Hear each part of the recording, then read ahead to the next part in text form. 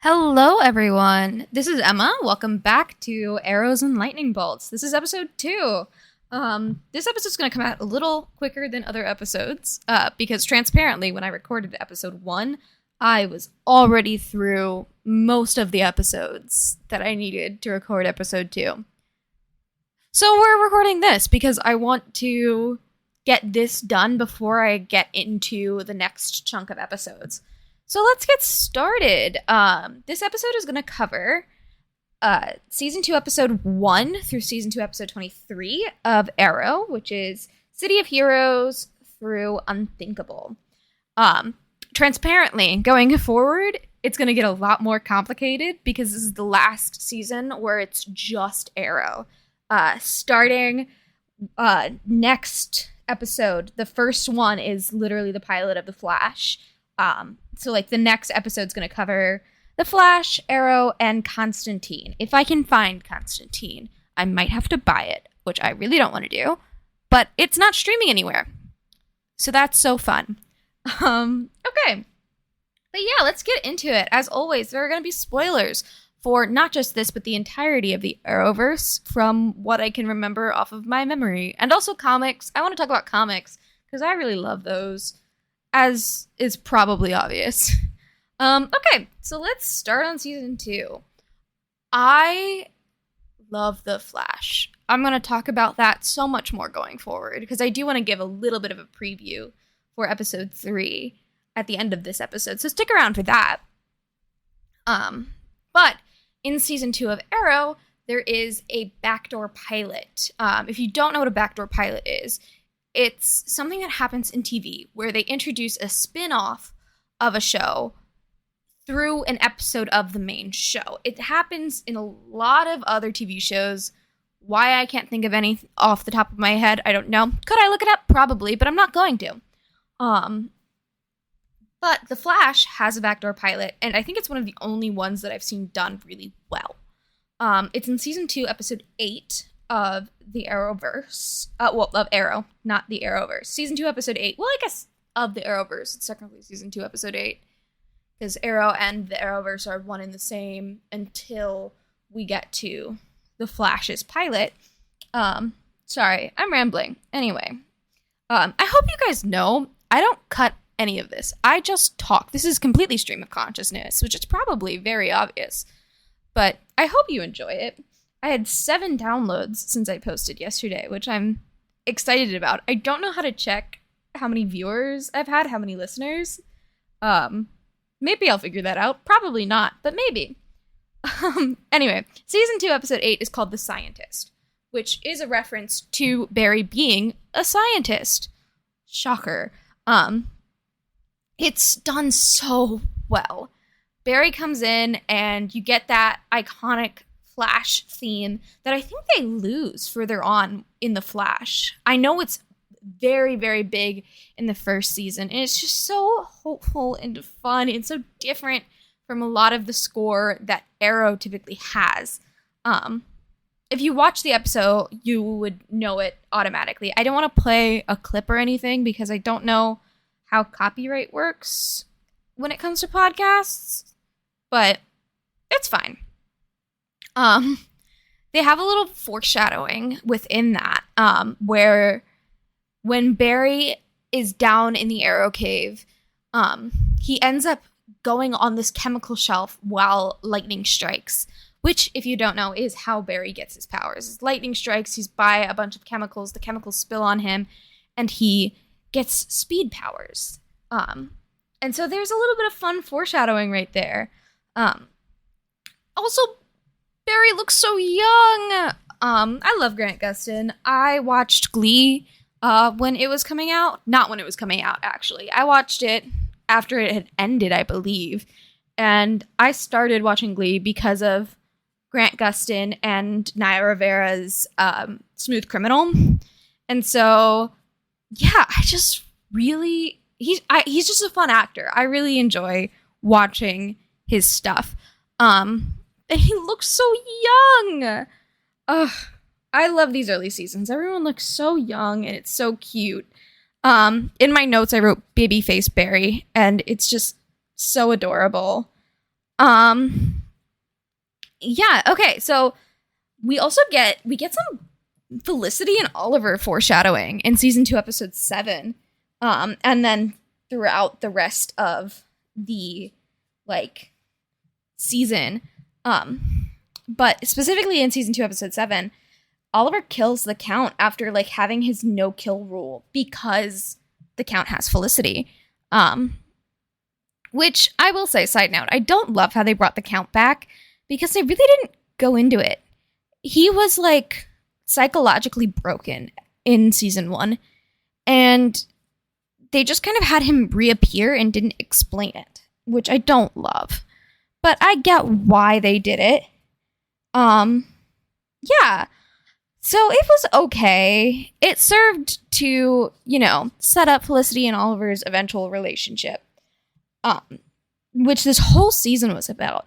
I don't know why they took such a sharp left turn from season 1, where they were very clearly setting up Laurel and Oliver. I think it's just because Felicity and Oliver had so much chemistry, and I'm betting the fans at the time really, really clung on to that, and they listened. And so I think that's fun. I like when shows listen to their audience. Also, the reason I'm connecting this to Barry is Oliver is so jealous when Barry's around. Like, he's so much more brooding than usual. He's like, I don't trust this guy. When it's like the most golden retriever dude who just wants to help. And is doing a good job at helping. And the only reason Oliver doesn't like him is because Felicity does, and Felicity has a small little crush. More foreshadowing for the Flash is all the Star Labs particle accelerator mentions. They mention it on all these news broadcasts throughout the season, and it's like in the background, very like small. Which, if you don't know, the particle accelerator is what gives Barry his powers. It's what causes the lightning storm that causes the lightning strike that strikes Barry while he's around the chemicals that gives him his powers. So it's really fun. Anyway, I'm going to stop talking about Barry for now. Even though I love the Flash. I'll talk more about it later. I really liked when they were on the island, the face paint that they did for Slade when he got burned. He had, like, I forget how he got burned. I didn't write it in my notes for some reason. But he had, like, half of his face got burned. And so they painted that half with, like, these medicinal herbs. And it mimicked his mask, his Deathstroke mask. And it's so good. I love when shows do that. When it, like, gives a practical reason for a character's eventual design. I just think it's so fun. Even though technically he had the mask before, but it's still fun. But yeah, I just think it's so cute. Anyway, Laurel pissed me off this season. I hated Laurel for the first half of this season because, girl, what are you doing?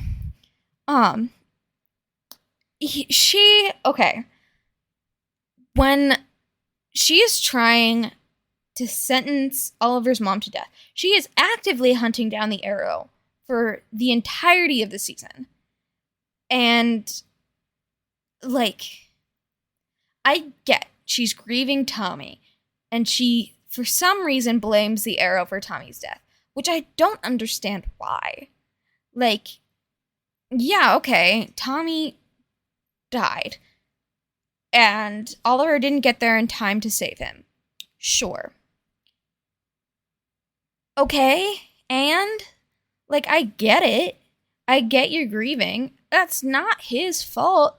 A building fell on him. What was Oliver supposed to do? And Oliver did try and save him. But Laurel kind of lost it and made it all everyone else's problem and tried so hard to catch the vigilante and failed spectacularly. And then she becomes the prosecutor for Moira's case, where she's on trial for all the stuff that happened at the end of last season, the undertaking in the Glades. And she's trying to sentence Oliver's mom to death. And she's like, why can you forgive me for this, Oliver? Dude, he recognizes that you're just doing your job. Like, of course he can forgive you. This is one of your oldest friends. He understands that his mom messed up and that she's going through this. Obviously, he wants her to be found innocent. But he understands what you're going through. Like, he's not gonna hold it against you. I don't know. She was really annoying. And then, like, when in the Dollmaker episode, which is my favorite episode of Arrow, I know that's controversial. That's gotta be controversial. I'm a huge, like, horror movie thriller fan, and it's just so fun. It's such, like, it's a very horror movie-esque. And I really enjoy it. It reminds me of Criminal Minds in a way, which I really enjoy. And at the end of that episode, Oliver rescues Laurel, and she's like, he still came for me? But, like, I was trying to catch him. I don't understand. Like, girl, he never had an issue with you. He has always tried to save you. You're the one who, like, irrationally blamed him for Tommy's death. She just annoyed me so much. Also, back to Moira's trial. Like, I don't understand fully why there was so much drama around that. Why the death penalty was ever on the table. Like, she warned the city. I know she took part in it.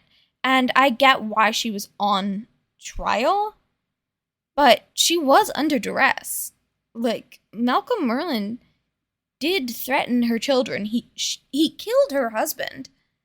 He kidnapped her second husband. What was she supposed to do? Like, I do understand where she came from. And while I don't agree with her, I get it. And so, like, I don't know. I think there was a lot of I think it was blown up to a point that was a little unrealistic. But then she got found innocent. So, like, whatever. And I know that's because Malcolm was still alive, and he, like, bribed/threatened the jury. So, like, yeah, it makes sense. But still, oh my god, sorry, my cat just dive bombed onto my computer. Anyway, yeah, so I don't know. It's a whole thing. Moving on. Sebastian Blood. That just sounds like a villain name. I'm so sorry. You can't name a character Blood and expect me to think that he's going to be a good guy. Like, it's so obvious. And that's not the fault of the show. That's the character's name. But I just find it so funny that we're supposed to be like, oh, he's a good guy. And then it's a plot twist when he's the guy in the skull mask. Like, obviously, his name is Blood. His name is Sebastian Blood. That's the most stereotypical villain name I've heard. Also, a little embarrassing. When I first watched Arrow, I didn't know what an alderman was. And so I just thought his name was Alderman Blood. And I kept getting confused when they kept saying Sebastian versus Alderman. That's really embarrassing. An alderman is like just kind of a general state official. Not state, like city official. I just didn't understand that. Oh well, I get it now. Oh my gosh, one of my biggest pet peeves this season, and it's gonna continue, is they keep mispronouncing Ra's al Ghul. They keep saying Ra's al Ghul, which, correct me if I'm wrong, in all of the DC stuff that I've seen that has the Al Ghuls in it, it's always been pronounced Ra's al Ghul. So I don't know why they're saying Ra's.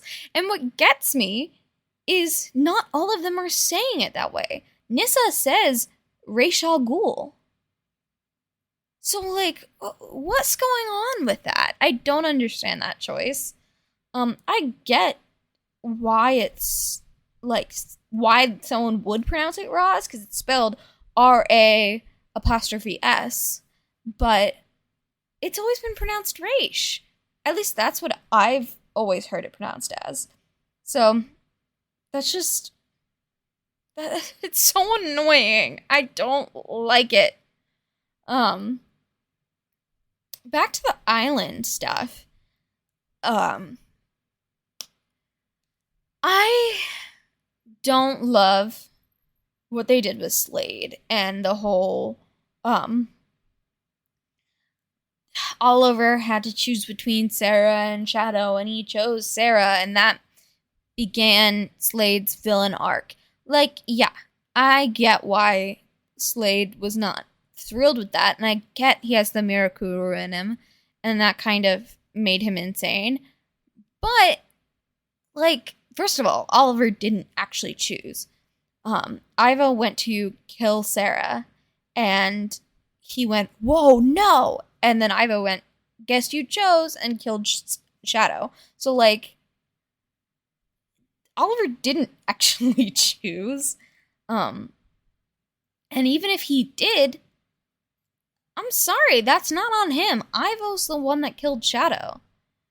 So I think it's a weak way to make Slade evil. I think they kind of wrote themselves into a corner a little bit and went, we need to justify Slade going from a good guy to a bad guy. Here is how we do it. And it's a little annoying. And then, like, Oliver's whole guilty arc where he's like, I've got to tell Slade the truth. Why would you do that? This man is clearly unstable. Sarah had such a point being like, hey, first of all, not your fault. Second of all, let's not tell the mentally unstable man that the woman he had unrequited love for died because you chose me, because he'll probably snap and kill both of us. And she really came in clutch with the whole, Ivo just shot her and he didn't say why. Like, she gave you an out. Why would you just... Oliver annoyed me. I've said it before and I'll say it again. Pre-Island Oliver and early Island Oliver gets on my nerves. Anyway. So, back to Barry. I know I would stop talking about The Flash, but I can't because I love The Flash. In season 2, episode 9, at the end of that episode, we see Barry get zapped and get his powers. Well, we don't see him get his powers. We see the beginning where he falls into a coma. And we see him talking to Felicity prior to this happening. And I just really find that interesting. Because we do see that scene again later. This is a little bit of a preview for what I'm going to talk about next episode. We do see that same scene later in the Flash pilot. But he doesn't actually talk to Felicity. They don't show him talking to Felicity in the Flash pilot. I think it picks up right after he talks to Felicity. Which I think is an interesting choice because they do have him talk to Oliver at the end of the Flash pilot. So it's not like they didn't know for sure if they were going to, like, really connected. I don't know what some of these choices were about, but I don't know. It was interesting.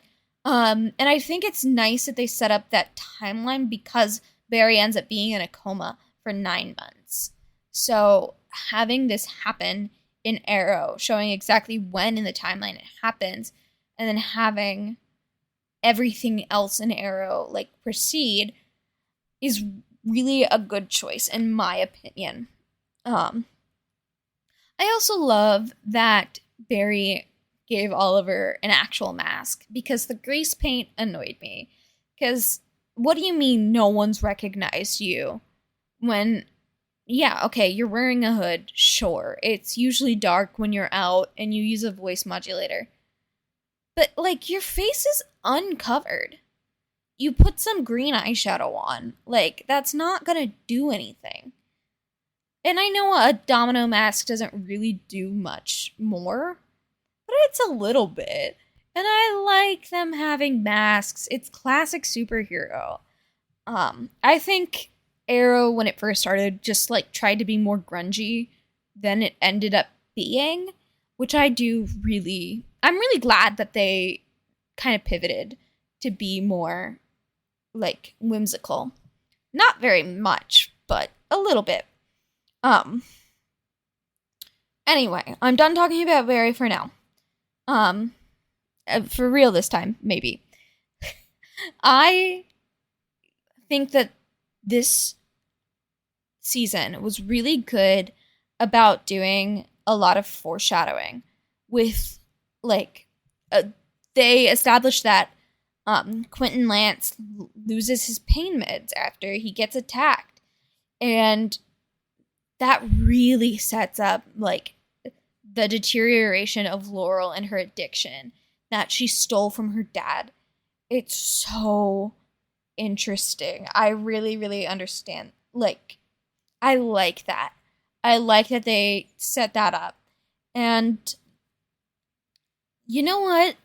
I agree with what a lot of the characters were saying to Laurel this season, that she really doesn't understand that she is not the only one going through something. Like, yes, she lost Tommy. I get that. Almost everyone in the Glades lost someone. 503 people died. Like, yeah, everyone's going through something.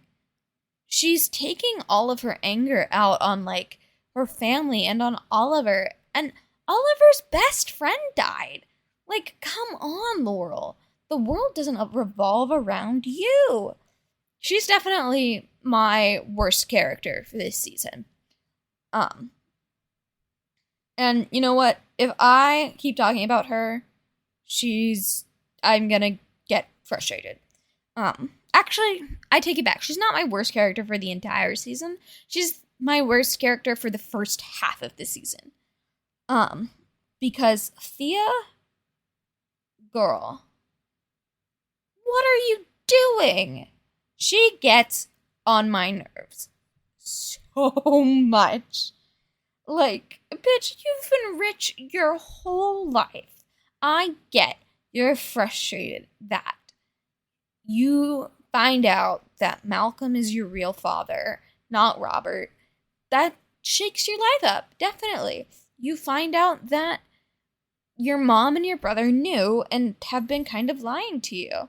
Not kind of, have been lying to you. But, like, girl, they found out. Well, not Moira, but Oliver found out. After Malcolm killed 503 people, why would he want to put that on you? Like, that's such a burden. Like, you admired your father so much.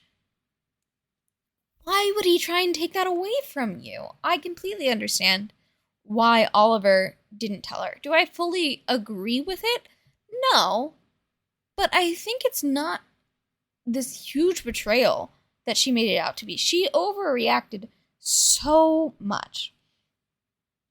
But, like, it's so annoying. And eventually, like, Oliver tells her, like, hey, your dad knew. Like, Robert knew that you weren't his and still loved you. because what's her face, Isabel Roshev, says like, "Oh, I was having an affair with Robert and we were going to run away together." But Thea broke her arm when she fell off of a horse, and he ran to her side even though he knew she wasn't even his. And then he abandoned me, and that's what started my villain arc. Which, girl, what are you doing? You're doing all of this all over Robert Queen? You became a supervillain because your married boss didn't want to run away with you? Come on. And Thea's reaction to finding out, like, hey, your dad actually, like, Robert actually knew that you weren't biologically his, but he still saw you as his daughter, and he loved you anyway. And she's like, well, that means he's a liar, too. Come on, girl. And when Oliver and Moira are like, hey, Isabel has taken over our company. We're gonna lose like all of our money and all of our assets. You just need to sign this piece of paper and we can save it. And she's like, this says Thea Queen on it. I don't know who that is. I'm not a queen. I'm a Merlin. Girl, you have been rich your whole life. You have been spoiled your entire life. Do you really think that you're going to be okay without your money? You're not. You're really not. And that led to her losing the club. She lost Verdant because it belonged to Queen Consolidated. Like, girl, you don't know that the club that you run and that you're supposedly so passionate about isn't actually yours, but is actually Queen Consolidated. And by you being stubborn and dramatic, you lose your club, your source of income. Can you not be dumb? She also has zero survival instincts. At the end of the season, when Malcolm like reveals himself and there's all the Mirakuru guys running around, she's like just out and about, and Malcolm's like, okay, we need to get you to safety. And she's like, no, you're evil. I'm gonna shoot you. Like, I get it. I get Malcolm is evil. I get that. Girl, there are supervillains running around killing people. You are an 18-year-old girl who has no combat training. What are you doing? Let the man take you to safety. And then, like, she eventually goes with Roy, which, fine. And then she finds out, oh, Roy was working with the Arrow, and he lied to me about it. So I'm going to run away in the middle of this crisis that is still happening. What are you doing? What are you doing? She annoyed me so much. Okay, I'm gonna stop talking about her.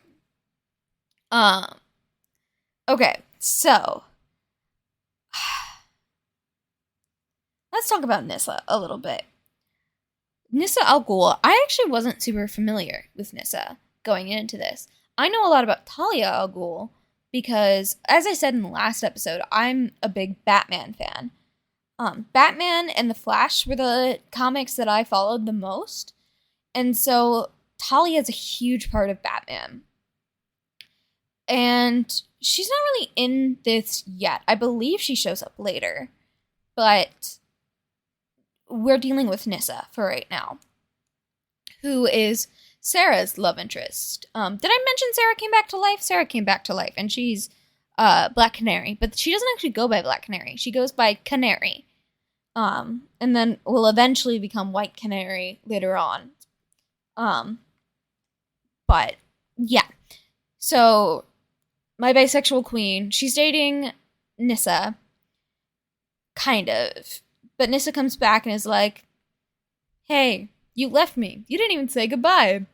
So you're either going to come back or I'm going to kill you. And then she doesn't end up killing her and releases her. Only for Sarah to go back to her at the end of the season. So, like, what was the point? But when Nissa leaves, like, Sarah immediately gets with Oliver. Why would you, like, you don't want to mourn this relationship you've had for 6 years? Like, mourn for 5 minutes? You're just gonna immediately get with Oliver? Okay. And then when she ends up breaking up with Oliver, she immediately gets back with Nissa. So, whatever. It's a little messy. Um, I I don't know.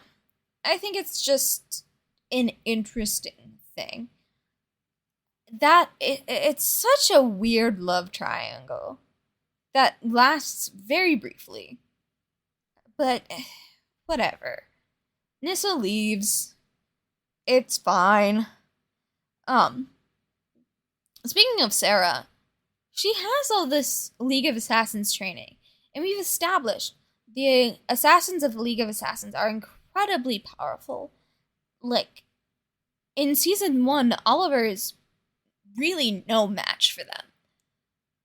But Sarah's so weak compared to all of the other assassins we've seen, which doesn't continue to be the case.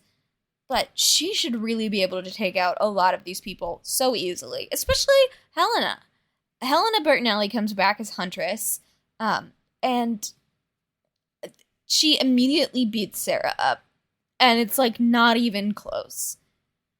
Helena was not that good. She couldn't even shoot a bow and arrow, which is why she uses a crossbow.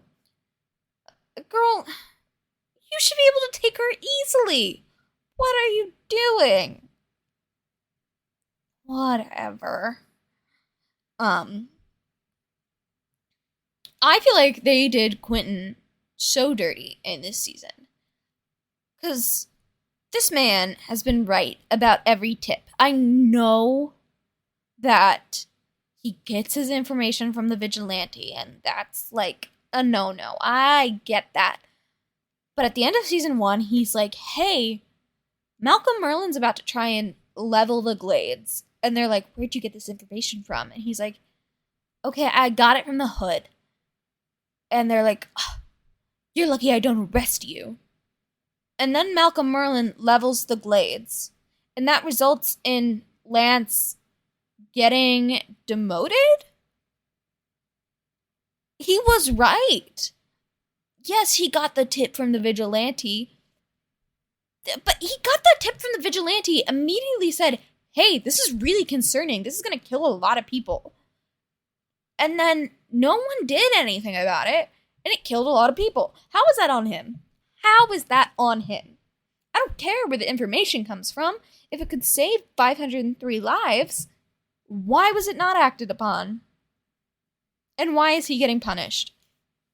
That's so dumb.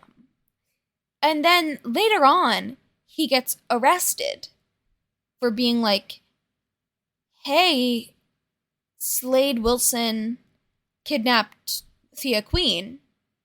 We need to arrest him and question him.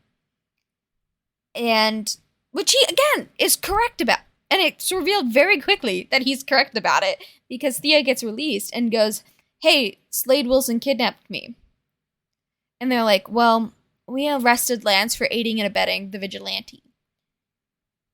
Why? I get wrongful arrest with the information that they had, but then he was proven right and you were still going through with the whole aiding and abetting thing.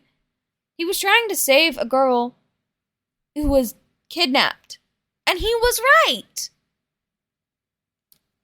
It's so annoying. He eventually gets his detective shield back at the end of the season, but still. Ugh. On a happier note, I love Oliver and Felicity so much. Like, that scene at the end of the season where they're in the Queen Mansion and Oliver's like, Slade wants to kill the woman I love before he kills me. And Felicity's like, yeah, that's why he took Laurel. And Oliver's like, so he took the wrong woman. Oh my god. I know it was a fake out so that Slade would kidnap Felicity and she could give him the cure.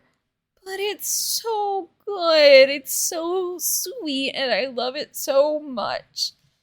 And he's not really lying because he is in love with Felicity. He just doesn't really know it yet. Um, I love them.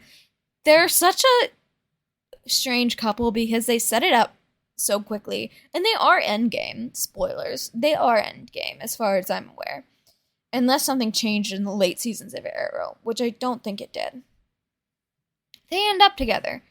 And so they have to manufacture some issues.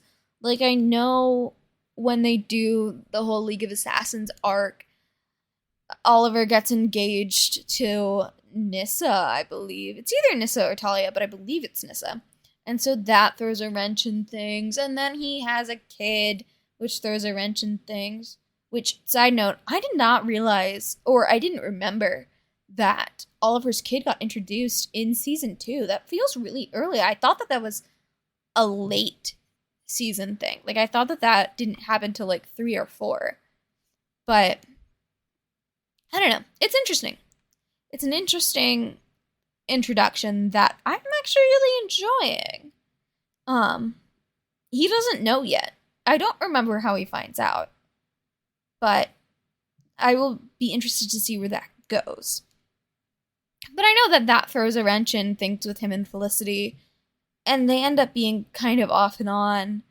But I love them so much. Especially in the early seasons. Yeah. Also, speaking of Slade, Oliver's been going on this whole time, being like, I had a chance to cure Slade, but I chose to kill him instead, and that was my mistake. But, like, watching that scene where he, like, quote-unquote kills Slade, he doesn't really, but where he thinks he kills Slade, he has the cure in his hand.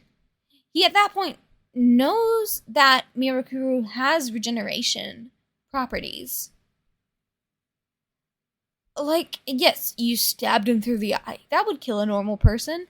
But you know he's not normal. Why not give him the cure and then kill him if you really wanted to kill him? Cure him, then kill him. Because that's the way that you're actually going to protect people. It just seems stupid. I mean, Slade was trapped under a bunch of debris. It's not like he was going anywhere. You had time to inject the cure and then stab him through the eye. And then we wouldn't have all these issues. People are dumb. People are really dumb. Anyway, that's my stuff on season 2. I do want to touch on season 3 very briefly because I watched the pilot of season 3, episode 3. I want to talk about my next episode because I did watch the pilot of The Flash and I'm so excited. I love The Flash. I grew up on the like DC animated stuff, especially Justice League / Justice League Unlimited. It's the same thing, but they changed the name halfway through. And The Flash was always like my favorite character. Now, before anyone says anything, I know that Justice League Flash was Wally West, and not Barry Allen. But they always have such a fun energy no matter what Flash it is. I am a sucker for the Flash. He's so charismatic and funny and just genuinely kind and cares for all of the people of his city. Like, even the bad guys. Like, if you watch Justice League, that's Justice League Unlimited, which I recommend, the bad guys that Flash takes down, he really tries to rehabilitate them and show them kindness, even though they've had bad moments. Like, I'm forgetting the one gorilla's name. They have, like, 3 or 4 sentient, kind of mind-controlling gorillas in the universe, and I don't understand why. And I can never remember their names. I know Grodd, which they do foreshadow in the pilot of The Flash. but I can't remember the silver one's name. But that episode in Justice League Unlimited with that gorilla where he's in prison and is like, hey, I don't get to celebrate Christmas. And the Flash brings him a Christmas tree. It's just so sweet. And that's just kind of the person that the Flash is, no matter what his incarnation is.